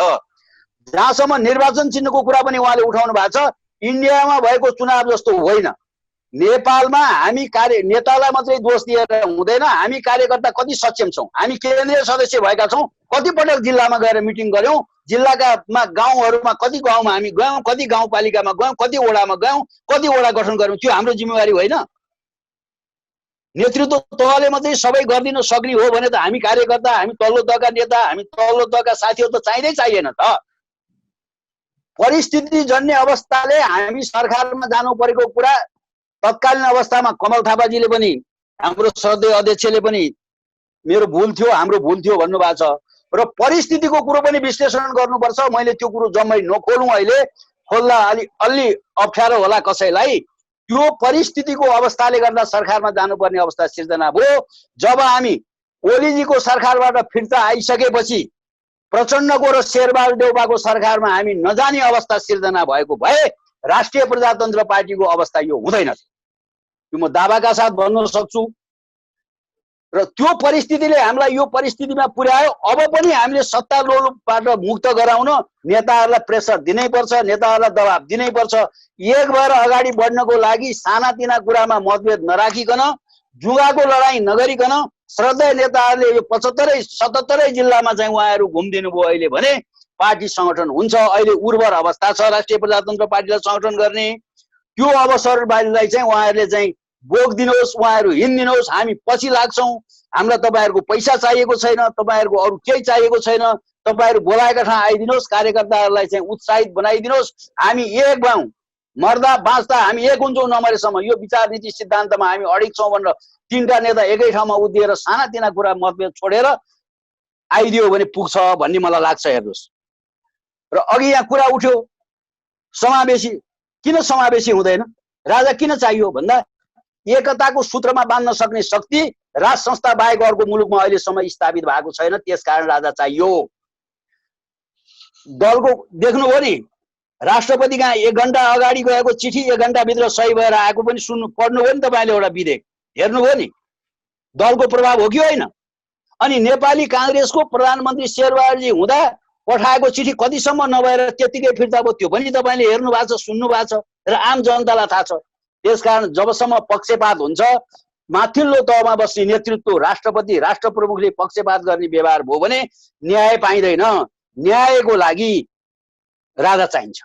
एकताको प्रतीकको रूपमा हामीले राष्ट्र संस्थालाई त्यो कारणले मागेका छौँ। पूर्व मेचीदेखि पश्चिम महाकालीसम्म, मधेसको तराईदेखि हिमालसम्म बस्ने नेपालीहरूलाई कोही भएन भने हाम्रो राजा त छ, कमसेकम त्यहाँ गएपछि त इन्साफ पाइन्छ भन्ने खालको वातावरण सिर्जना गराउनको लागि सबै नेपालीलाई एउटै मालामा उनेर, एउटै धागोमा उनेर सयौं पुर्खा हामी एउटै माला नेपाली बनाउनको लागि राष्ट्र संस्थाको आवश्यकता छ।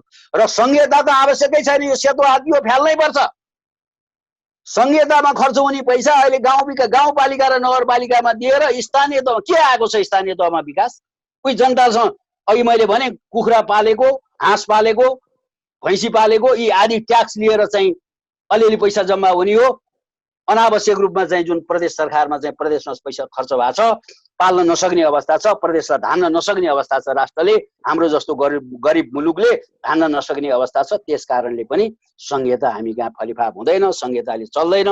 त्यसकारण त्यसलाई पनि हामी सरकारमा आयौँ, हामीले बहुमत ल्यायौँ, हामीले संविधान संशोधन गर्न पायौँ भने आम नेपाली जनताले बुझ्नेछन् यो मुलुक कसरी चल्छ भनेर। यो मुलुक चलाउनलाई दृढ इच्छा शक्ति भयो भने चलाउन सकिन्छ। हेर्नु, जस्तै पुलमान एउटाले 6 महिनाभित्र लोड सेडिङ अन्त्य गरे, अरू पनि आएका थिए त, किन दृढ इच्छा शक्ति हुन सकेन? अनि समावेशिता र ठुला ठुला नारा लिनेहरूले किन कुलमानलाई नै अहिले बाहिर फ्याँके? समानता भयो, समावेशिता भयो भने त्यसकारण राष्ट्रिय प्रजातन्त्र पार्टी काम गर्ने मान्छेलाई अवसर दिनुपर्छ, काम गर्ने मान्छेलाई इज्जत दिनुपर्छ, काम गर्ने मान्छेलाई चाहिँ मौका दिनुपर्छ भन्ने चाहन्छ। त्यसरी यो मुलुकको सर्वाङ्गीण विकास गर्न चाहन्छ। चाहे युवाको होस्, चाहे किसानको होस्, चाहे मजदुरको होस्, चाहे औद्योगिक क्षेत्रको होस्, चाहे उद्योग, चाहे व्यवसायी, चाहे व्यापारी, सबैको समग्रमा समृद्धि गर्न चाहन्छ। राष्ट्रिय प्रजातन्त्र पार्टीको धारणा र उद्देश्य यही हो। कार्यक्रमको एकदम अन्तिम क्षणमा आइपुगेका छौँ, अन्तिम चरण मात्रै हो। एउटा समावेशिताको समयको कारणले गर्दाखेरि हामी अन्य विषयमा प्रवेश गर्न चाहेनौँ। हाम्रो गोपाल दाहाल लगायत चारैजनालाई म चाहिँ संक्षिप्तमा अब नेताहरूलाई के सन्देश, देशवासीलाई के सन्देश छ, तपाईँको कन्क्लुड रिमार्क्स राख्दिनँ। म चारैजनालाई अनुरोध गर्छु। गोपाल दाहालबाट सुरु गर्छु। म एउटा चाहिँ अघि प्रसङ्ग उठिहाल्यो एकदम छोटोमा, यो समावेशिताको विषयमा नि राजाको नेतृत्वमा चाहिँ तपाईँको समावेशिता हुँदैन, अहिलेको गणतान्त्रिक संविधानले समावेशिता दिन्छ भन्ने सवालमा म के भन्न चाहन्छु भने त्यो समयमा गम्भीरतापूर्वक हेर्नुहोस्, एउटा इतिहास निर्माण भएको छ। आज कतिवटा चाहिँ हिरालाल विश्वकर्माहरू जन्मिए, आज कतिवटा उमालाल विश्वकर्माहरू जन्मिए, आज कतिवटा लक्ष्मी राजभक्त नेपालीहरू जन्मिए गणतन्त्रको यो समावेशिताको संविधानले। कतिवटा चाहिँ तपाईँको लावतीहरू जन्मिए, कतिवटा मादेनहरू जन्मिए, कतिवटा चाहिँ तपाईँको परशुराम राई जस्ता राईहरू जन्मिए। आजको समावेशिता, आजको गणतान्त्रिक समावेशिताको सरकार चाहिँ तपाईँको उसमा हेर्नुहोस् कति समावेशिता भयो। त्यही कारणले यो समावेशिताको कुरा जुन चाहिँ आइराखेको छ, यो संविधानमा नाममा मात्रै एउटा चाहिँ तपाईँको समावेशिता राखेर हुन्न, व्यवहारमा त्यो समावेशिता हुन्छ। यो समावेशी बारेमा पछि छलफल गरौँला अर्को कुनै काम। अब नेतृत्वलाई हाम्रो सुझाव के सन्देश छ? नेतृत्वलाई हाम्रो सुझाव, नितान्त सुझाव हाम्रो चाहिँ हामी एकदम तपाईँहरूसँग बसेर काम गर्न तयार छौँ। तपाईँहरूको व्यक्तित्व टक्राउले गर्दा कार्यकर्तालाई चाहिँ कुठाराघात गराइदिनुहोस्। साना तिना कुराहरूमा चाहिँ तपाईँहरू अल्झेर नबस्नुहोस्। एउटा चाहिँ तपाईँको सहमति गरेर तुरुन्त जनताको माझमा आफूले गरेका गल्ती कमजोरीहरूलाई चाहिँ क्षमा याचना गरेर जनताको बिचमा यो विचार स्थापित गर्नुको निम्ति सङ्गठित भएर सबै जानुपर्छ। हामी तयार छौँ। हस्, धन्यवाद। गोपी ढकालजी, संक्षिप्तमा तपाईँको मैले चाहिँ सुझाव दिनुपर्दा नेता र कार्यकर्ता बिचको सम्बन्ध भनेको जलाशय र माछा जस्तो हुन्छ। नेता र कार्यकर्ताको सम्बन्ध भनेको मालिक र तपाईँको कारिन्दा जस्तो होइन, नेता र तपाईँको सहकर्मी जस्तो सम्बन्ध हुनुपर्दछ। यसै गरी तपाईँको सबैलाई आत्मीयताका साथ यो मेरो भक्त होइन, यसले मेरो पूजा गर्दैन, त्यसैले यो होइन भन्ने कुरा होइन कि सबै हामी विचारका एउटै विचारमा आबद्ध भइसकेपछि सबै विचारका परिवारभित्रका हामी मान्छे हौँ। त्यसैले हामी यसरी जानुपर्छ भन्ने कुरामा जानुपर्दछ। अब अहिले यो भनेको त विचारको बिचमा दम होइन, यो त तपाईँको व्यक्तिगत टक्रावको कुरालाई लिएर देशभरि तपाईँको हेर्नुहोस् के अरे ताप्लेजुङको ओलङचुङ गोलादेखि सुदूरपश्चिमको कालीसम्म हिमालय श्रृङ्खलादेखि मधेसको 10 गजासम्म बसेका सबै कार्यकर्तालाई चाहिँ हामी नयाँ एउटा विचारको धारमा एउटा सम्वर्धनवादको एउटा वैचारिक धारमा हामीले आबद्ध गर्न सक्यौँ भनेदेखि राष्ट्रिय प्रजातन्त्रको पार्टीको भविष्य एकदम सुनिश्चित छ। राम्रो छ। हस् धन्यवाद। नवराज सर, नवराज दाइले आफ्नो कन्क्लुड रिमार्क्स राख्दिनु म भन्नु गर्छु अनि म डाक्टर जयन्त खनाल। राष्ट्रिय प्रजातन्त्र पार्टीको नेताहरूले नीति सिद्धान्त विचारमा चाहिँ प्रतिबद्ध रहेर कतै पनि खोट नल्याइकन कार्यकर्ताहरूलाई अब हामी एक भएर बाहिर आयौँ, तपाईहरू तयार हुनुहोस् भनेर भन्नुहोस्। कार्यकर्ताहरू तयार हुन्छन्, तयार नहुने साथीहरूलाई छडी लिएर उठाउनुहोस्, तयार हुन्छन्। तर उहाँहरूको मनमुटाव, उहाँहरूको चाहिँ वैमनस्यता, उहाँहरूको खिचातानी जुन सञ्चार माध्यमहरूमा आइरहेछ, यस्ता कुराहरू बाहिर आउन नदिनुहोस्। र आम साथीहरू, शुभचिन्तकहरू अत्यन्त चिन्तित छन्। राष्ट्रवादी विचार मर्न लाग्यो, मार्न लागे, यिनीहरू एक हुन नसक्ने भए, यिनीहरूले गर्दैनन् भन्ने जुन सन्देश गइरहेको छ, त्यो सन्देशलाई असत्य तुल्याइदिनुहोस्। त्यो कार्यक्रमहरू लिएर आइदिनुहोस्, जनताका कार्यक्रमहरू लिएर आइदिनुहोस्। अहिले अनगिन्ती कार्यक्रमहरू छन्, अनगिन्ती कुराहरू छन्, कुकृतिहरू भएका छन्। त्यसको विरोधमा भण्डाफोर गरौँ, सडकमा जाउँ, हाम्रा कार्यक्रमहरू लिएर जाउँ। तर तपाईँहरू सब 3 जना एक भएर आइदिनुहोस्। 3 एक भयो भने अरू सबै एक हुन्छन्। तपाईँहरूको अब अघि कसले भनेको थियो, को बाँच्छ को मर्छ ठान्दैन, बालो बाँच्छ बुढो मर्छ भनेर चाहिँ जानिँदैन। तर के भने हाम्रो परम्परा अनुसार वृद्ध हुँदै गएपछि काम गर्न नसक्ने अवस्था सिर्जना हुन सक्छ र अलिकति आलस्यपन हुन सक्छ। उहाँहरूले त्यो कुरा विचार गरेर दोस्रो तेस्रो पुस्ताका यो पार्टीसँग आबद्ध रहेर काम गरिरहेका साथीहरू, यो पार्टीसँग बसिरहेका कार्यकर्ताहरूको मनोभावना मार्ने काम, उत्साह घटाउने काम कदापि नहोस्। म सबैमा हार्दिक नमन गर्न चाहन्छु। धन्यवाद। यो चाहिँ अब जस्तो अहिले राप्रपाको त्रय अध्यक्षहरू हुनुहुन्छ, उहाँहरू सबै बुझेको मान्छे हो र उहाँहरूले चाहिँ के बुझ्नु भएको होला जस्तो लाग्छ भनेदेखि यो उहाँहरूले पाएको पनि यो अन्तिम मौका हो। यदि उहाँहरूले यो अन्तिम मौकाको सदुपयोग गर्न सक्नु भएन भनेदेखि उहाँहरूलाई इतिहासले कहिले पनि क्षमा दिने छैन। वास्तवमा अहिले मुलुक गम्भीर सङ्कटमा परिरहेको अवस्था छ। मुलुकको राजनैतिक अस्तित्व, मुलुकको चाहिँ जुन एउटा सर्वकालिक पहिचानहरू थियो त्यो गुमिरहेको अवस्था छ। त्यसलाई चाहिँ फर्काउनको लागि उहाँलाई समयले चाहिँ एउटा ठुलो अवसर पनि दिएको छ। त्यसकारण यदि उहाँहरूले यो पार्टीलाई एकताबद्ध गरेर र विगतको जुन कमजोरी भयो, विगतको जुन अनुभव भयो, त्यसलाई पाठको रूपमा लिएर, यसलाई चुनौतीको रूपमा लिएर जानुभयो भनेदेखि निश्चय पनि मुलुकले नयाँ मार्गचित्र पनि फेला पार्नेछ र इतिहासले उहाँहरूलाई चाहिँ एउटा राजनेताको रूपमा, उहाँहरूलाई एउटा राजनेताको रूपमा पनि सम्मान गर्नेछ भन्ने मलाई लाग्छ। र यदि उहाँहरूले यो चाहिँ यो अवसरहरूलाई चाहिँ एकीकृत रूपमा यसलाई चाहिँ समाधान गर्न सक्नु भएन भने यो विचार, यो हिन्दू राष्ट्रको जुन विचार छ, राजासहित प्रजातन्त्रको जुन विचार छ, त्यो केही दिन ओझलमा पर्ला। तर यदि यो नेपाल रहन्छ भनेदेखि त्यो विचारहरू चाहिँ मर्ने छैन, त्यो अरू कसैले बोक्ने छ। अब त्यो अरूलाई बोक्ने जिम्मा दिने हो कि आफैले बोक्ने भन्ने कुराहरू चाहिँ यो उहाँहरूको आफ्नो कुरो पनि हो र मलाई लाग्छ उहाँहरूले यसमा चाहिँ सुधार गरेर यो चुनौतीलाई चाहिँ गम्भीर रूपमा आत्मसात गरेर जानुहुन्छ भन्ने मैले विश्वास लिएको छु। आदरणीय दर्शकबिन, आज हामीले राष्ट्रिय प्रजातन्त्र पार्टीको नीति, कार्यक्रम, कार्यदिशा र भविष्य सम्बन्धी छलफल गऱ्यौँ। हामीसँग छलफल हुनुहुन्थ्यो राष्ट्रिय प्रजातन्त्र पार्टीका केन्द्र सदस्य प्राध्यापक डाक्टर जयन्तनाथ खनाल, त्यसै गरी राष्ट्रिय प्रजातन्त्र पार्टी काठमाडौँ जिल्लाका अध्यक्ष नवराज सिमखडा र केन्द्रीय सदस्यहरू गोपाल दाहाल र गोपी ढकाल। चारैजना हाम्रा राष्ट्रिय प्रजातन्त्र पार्टीका नेताहरूलाई म कार्यक्रममा सहभागी भएर महत्त्वपूर्ण जानकारी र आफ्नो विचारहरू राखिदिनु भएकोमा इन्डिजिनियस टेलिभिजन र यो जनसवाल कार्यक्रमको तर्फबाट चारैजनालाई म धन्यवाद दिएर यो कार्यक्रमको बिट मार्न चाहन्छु। तपाईँ दर्शकले पनि हाम्रो कार्यक्रम हेरेर हामीलाई साथ दिनुभयो। तपाईँ दर्शकलाई पनि धेरै धेरै धन्यवाद छ। भोलि अर्को अतिथि, अर्को सन्दर्भ र अर्को विषयका साथ हामी छलफलमा जुट्नेछौँ। आजको लागि भने सम्पूर्ण युनिटसहित म कुमार यात्रुले बिदा दिनुहोस्। नमस्कार।